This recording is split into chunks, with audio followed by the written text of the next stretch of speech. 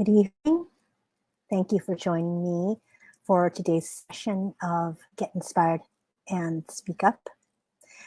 I'm Phynne Belle. I am a poet from the San Francisco Bay Area, the organizer of the Fincabulary platform, and a co-director with the Poetry Global Network.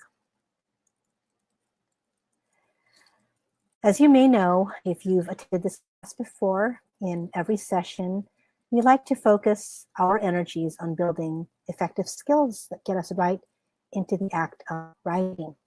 Because I believe that these poems or these thoughts that you express and write out here in this session could very well be the beginning point to a full piece, a fully fleshed out piece that you would either choose to share, keep to yourself for your own enjoyment, or maybe get published in a literary journal or in your own collection in the future.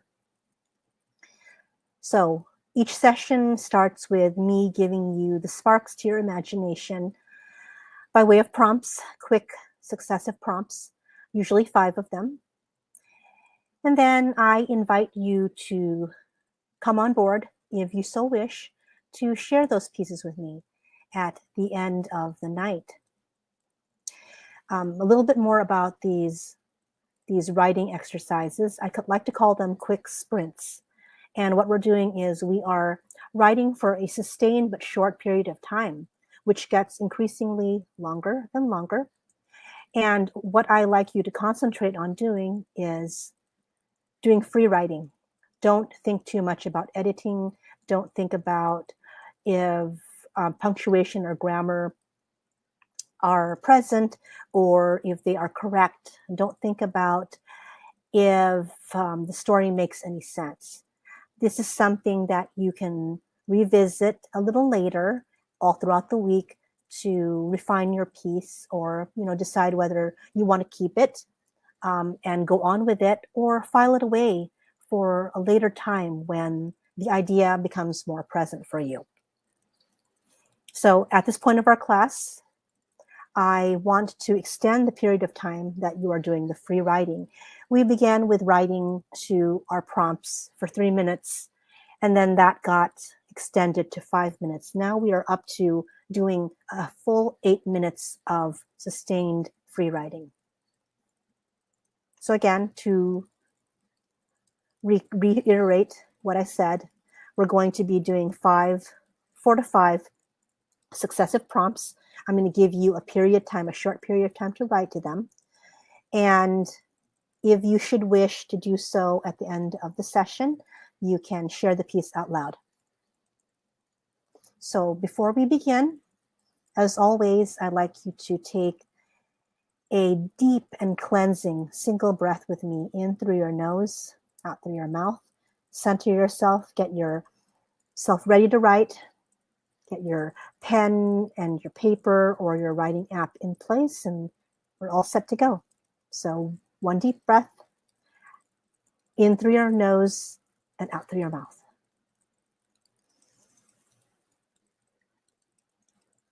Hold the breath for a moment and you release it.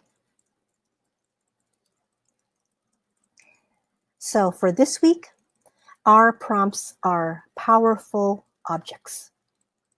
Last week, what we did was we engaged in writing that allowed us to examine our moods and emotions. This week, we will try a little bit to explore the power that is imbued in seemingly innocent objects that actually carry in them memory, history, and yes, in some cases, evoke a strong emotional response. Good evening, DJ. Happy to have you here. So we're going to begin with our warm-up. I'm only going to be giving you 1 minute this time to do the warm-up. So please, jot down quickly the first impressions that come to you. Your warm-up is write a few lines about an object that has been indispensable to you lately. Write about write a few lines about an object that has been indispensable to you lately. Please begin now. You have 1 minute on the clock to write to that. Okay, so that was a nice quick round of writing just to get you started, just to get your pen and your mind in the right mode. So before we proceed, I want to remind you that this particular class is weekly. And if you're already signed up through SocietyX.com, then I believe you should be good to go. You could also always re-sign up via that avenue. But if you have an Eventbrite account, and the great thing about Eventbrite is that they do send you reminders if you do subscribe to that particular channel. You can also get access to this class by signing up via Eventbrite. I'm going to paste that in the chat. Also, I put up our poll for today. What I'm asking you is if you would like to attend other creative writing workshops or classes that I would hold outside of this one. I just want to let you know that is available to you. I'm not doing it through SocietyX, but I am doing other writing.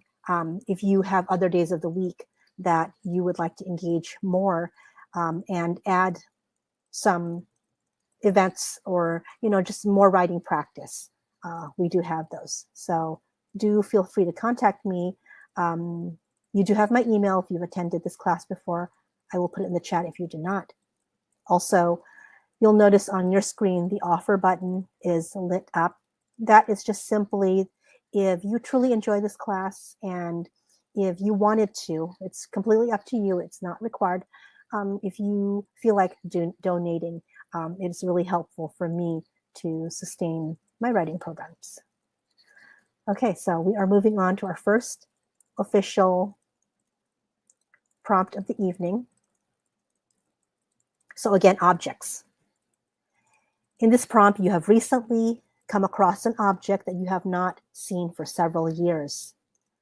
Attached to that object is a note.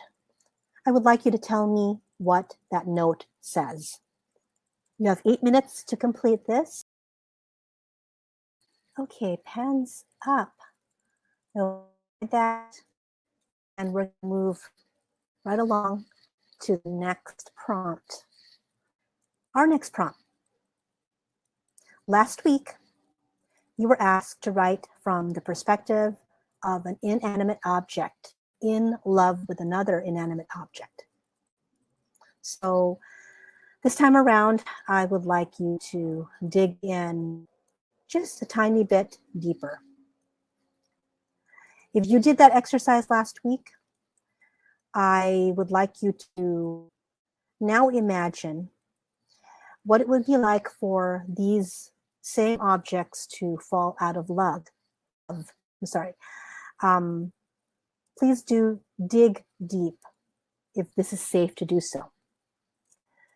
Or if you did not do that exercise last week, or you forgot, or you're just bored with it, I'd like you to start with another pair of objects. The objective is for you to write about two inanimate objects now falling out of love with one another. I hope that made sense. Do ask me questions in the chat if you want further elaboration. I'm going to go ahead and put that in the chat. You have 8 minutes to write to this.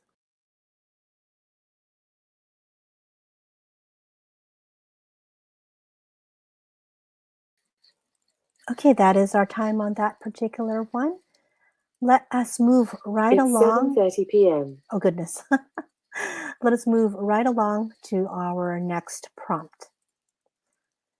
So if you were in possession of a reliquary that had very specific reason or meaning. Each reliquary, caskets.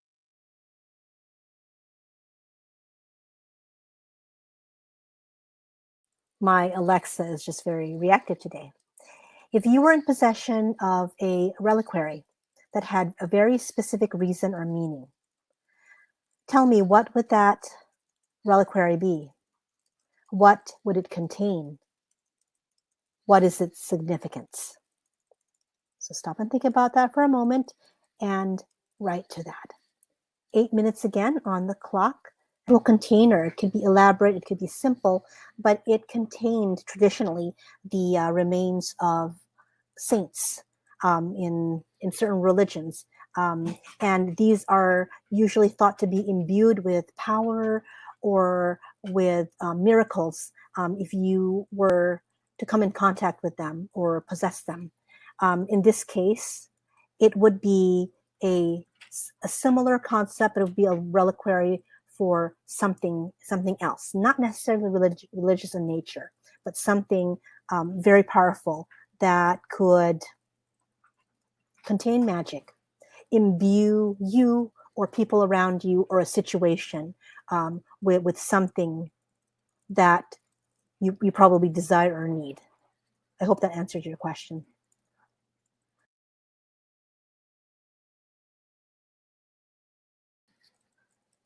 And we move right along to our next one. So we are at the last one, and I particularly like this one. I had fun creating this particular prompt. But before we go into that, I'd like to give you your optional homework. So this is just another lovely, lovely, simple assignment this week that I want to give you. First, I'd like you to choose a favorite or a beloved object. Choose a favorite or beloved object. Once you've settled on what the object is, I'd like you to pick out 3 characteristics, 3 attributes. They have to be physical ones about it that stand out for you. Say, for example, you pick an object, you're looking at it, the words that are probably going to come up to your mind are wooden, heart-shaped, shimmering, that could be like a jewelry box. Think of 3 characteristics, adjectives that stand out to you and write them down. Now stop for a moment and consider why you singled out these characteristics. So that would be part 3. I'd like you to stop for a moment and consider why, in this example, why was wooden a word that jumped out at you, heart-shaped, shimmering, and why you single them out. Are these perhaps words that that connote some strength or weakness? Are these words that perhaps connote some strength or weakness, or maybe something else? For each word, I'd like you to create, this is the final part of that assignment, I'd like you to create a 5 to 10 line free verse poem for each of the words you've chosen. So again, you're picking out an object, you're assigning 3 words that jump out at you that are physical characteristics of the object. I want you to stop for a moment to consider why you singled out these characteristics. Are they words that have a meaning to you that convey a strength or a weakness or maybe something else? And then for each word that you chose, you're going to create a 5 to 10 line free verse poem. So have at it. When I say free verse, that means that you have the liberty to go and concoct something completely experimental. Or if you are traditional and you want to try out a traditional form, a sonnet, a sestina, pantoum, this would be a great opportunity to try to do that. You'll have 3 good words to start you off. And those words could very well be included in the poem. They could be the title of it and the springboard to other thoughts that you associate with those separate words. So I'm going to put that in the chat, and then we're going to move on to our very, very last prompt of the evening. Let me go grab that for you. Remember, as always, if you have any questions between sessions, would like to talk about your writing or any of the writing that you did in this class, I am available through my email, which I posted in the chat earlier. Okay, that is your optional assignment. So prompt number 5, I'm asking you to repack and then re-release the contents of Pandora's box. Repack and re-release the contents of Pandora's box. If you are not familiar with the whole story of Pandora's box, feel free to let me know. But essentially, when her curiosity got the better of her, she opened the box and it unleashed evil into the world. That's how they explain the presence of this. At the bottom of the box was hope to chase after the evils. In some stories, hope got left behind. That's why we're still in this state of affairs. In some, hope got released eventually, but it's still way behind the evils that are plaguing the earth. So I want you to tell me, what specific evils does your new Pandora, your re-realized Pandora's box contain? What specific new evils does it contain? And if anything lingers behind, like the original version with hope, what is that thing that lingers behind, if anything at all? You may decide that there's nothing that lingers behind. And so for this prompt, there's a bonus. You could choose to do this if you're able to do this within the 8-minute period. Tell me who Pandora is in this very moment. In this day and age, in this state of affairs, who is Pandora? So you're repacking and re-releasing the contents of Pandora's box for the current state of our world. Tell me what evils are contained in the box, what lingers behind, if anything. And then the bonus is, if you had to recast the role of Pandora, who would she or he or they be in the here and now? Okay, so please begin. 8 minutes on the clock. Your time starts now.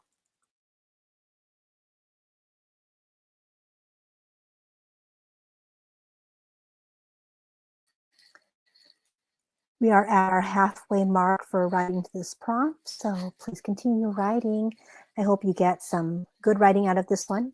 I know it's a little bit complicated, so this might be something that you want to add onto your homework to finish up throughout the week.